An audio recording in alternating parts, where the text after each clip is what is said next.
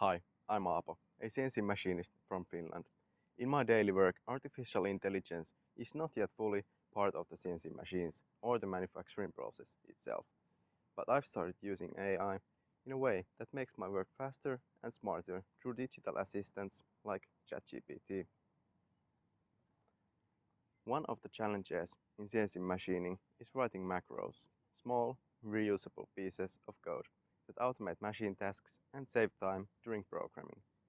Instead of searching manuals or writing these from scratch, I've used AI to help me create custom macros.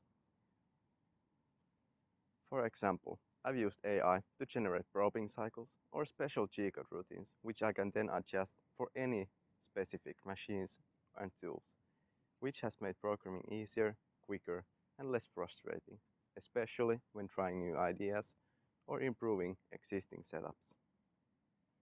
Even though AI is not yet controlling my machines directly, using it as a digital tool has already made a difference. It saves time, reduces errors, and lets me focus more on precision and quality instead of routine coding. This shows that even small steps into AI, like using it for problem solving and learning, can improve manufacturing processes in traditional trades like machining. And as AI tools in manufacturing grow, I'll be ready to take those next steps.